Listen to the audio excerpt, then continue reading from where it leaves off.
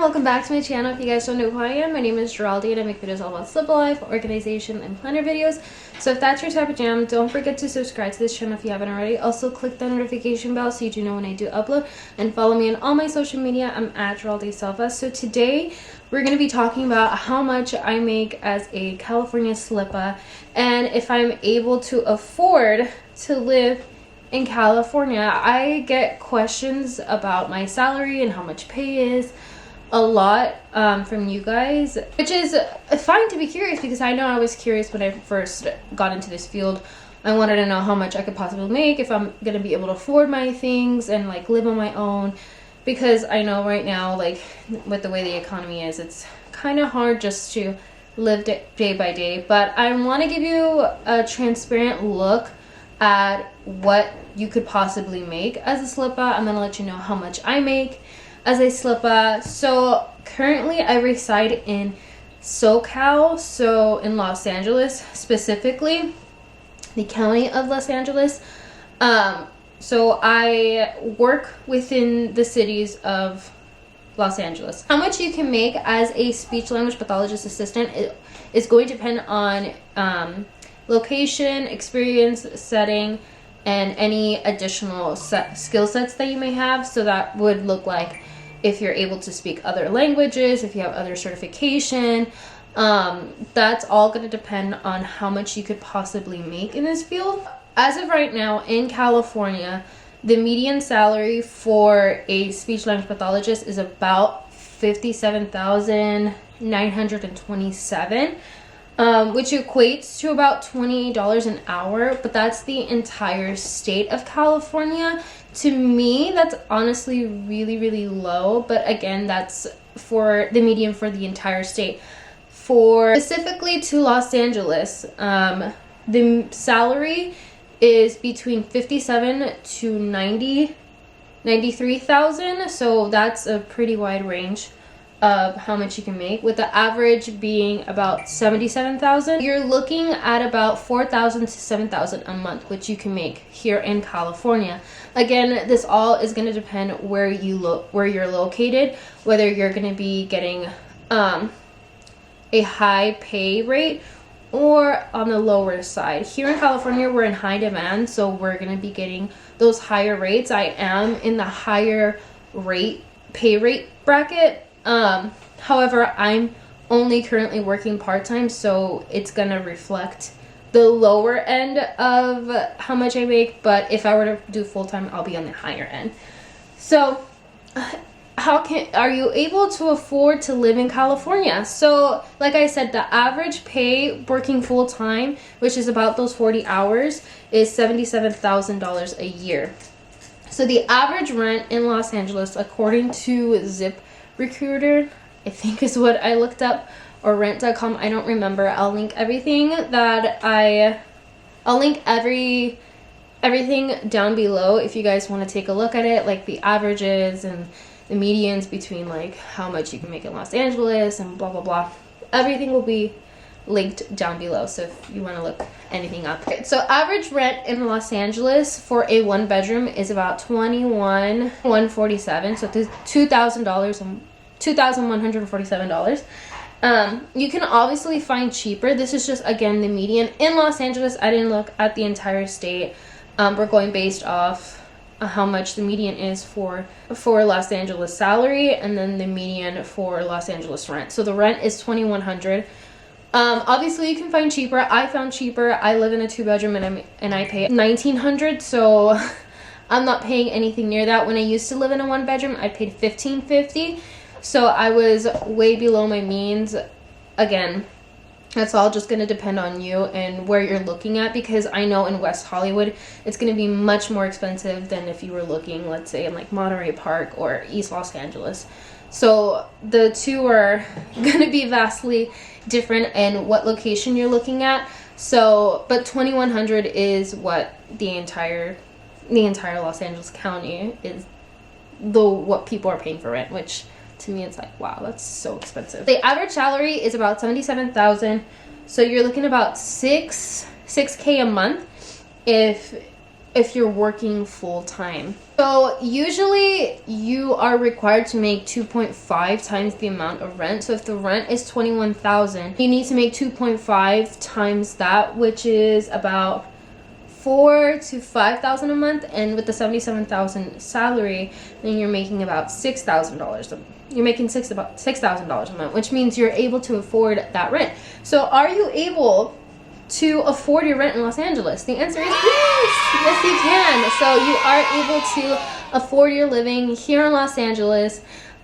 Just making the median amount with the median amount of rent, you're able to afford it. So now what we're all been waiting for, how much do I make as a speech language pathologist? Now I want to give you kind of the rundown of how much I've been making and how much I was making, like kind of like where I started and then where I ended. Just to give you a little bit more of a perspective of how big the range is here in Los Angeles. So when I looked it up, it says that the lowest amount obviously is $28,000, and I think the highest amount was about $28 an hour to $50 an hour. That's where the range is, how much you can be offered, I guess, for a speech language pathologist. So I currently make, and I did the math. As of right now, I currently make $56,000 a year, but that's only because I, again, only work full-time. I only work part-time. I only do 100 hours a month. I don't do full-time. If I did full-time, then I'd be at $88,000 a year. So I could go full-time if I wanted to, but currently I'm just staying at $56,000 just because I used to work full-time, and it was very draining on me. I felt very burnt out, and it was very draining on my child as well, Ian. We just didn't have a good time with me working full-time. So I am making just enough for me to be able to afford my things so that I could be more present in his life. And that's the great thing about being a speech language pathologist, is I have that flexibility of being able to work as much as I want to, or choose to have less hours but more pay. So this is what I mean. When I first started as a slippa, I was being offered $33 an hour when I first started. And then I worked that company for a year, and then I went up to $36 an hour. Now you may be thinking, wow, a $3 increase. That's amazing, right? No. This is where I want to give the advice if you're just starting off and you're looking to be a speech language pathologist in the clinic setting. For the love of God, please do not take anything under $35 an hour. That's like your minimum. I promise you, your minimum. You can make more than that. I'm currently making way more than that. So when I got jumped up to $36 an hour, a colleague of mine, she just started at that same company, zero experience, and they offered her, I think it was like $38 or $37 an hour. And I was already working there for a year, and I was being offered $36. So I ended up leaving that company just because that company sucked really bad and it was horrible. And I left, and I'm at the company where I'm at right now. But before I jumped to this company, I was also being offered $45 an hour. And then right now I'm also making $45 an hour. So the jump between 36 to 45 is a lot. So I'm able to do less hours for more pay, while over there I had to do less pay for more hours. So it kind of just all balanced out. And then that's what I mean when I say that you should not be taking anything under 35, because you are able, there are offers, there are pay rates that are up to $45 to even $55 an hour. I've seen 55. They just weren't in my area. This was the highest one that I saw. And it's a really great company. I love working where I'm at right now. And again, I love the flexibility they give me. Kind of just like the freedom to just make my schedule how I want to. I'm able to reschedule and all that stuff if I need to take the day off. Like for example, today I took the day off because I needed to take my youngest to the doctor. So I'm able to just reschedule my clients that I have today for another day, or I could reschedule them for later on today. Like I just have that flexibility of being able to just move things around whenever I need to, and then, you know, having not being stuck to a 9-to-5 schedule.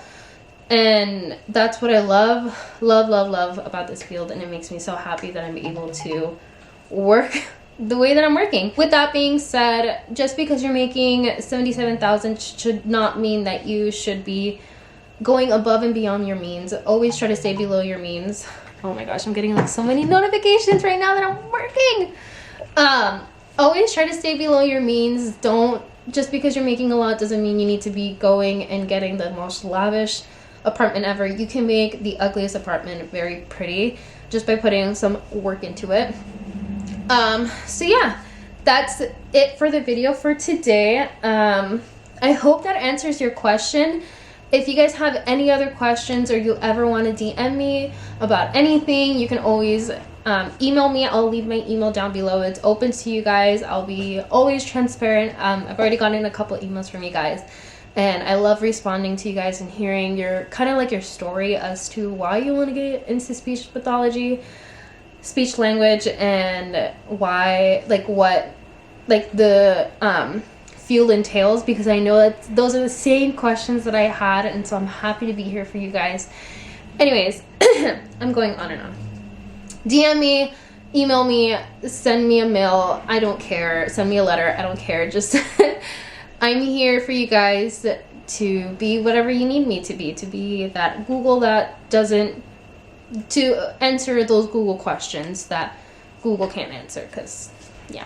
Alright, so if you guys enjoyed this video, please don't forget to subscribe and like. Don't forget to subscribe and like this video if you liked it. And don't forget to follow me on all my social media. I'm at Geraldine Silva. Thank you guys so much for watching, and I'll catch you guys later. Bye! Mwah.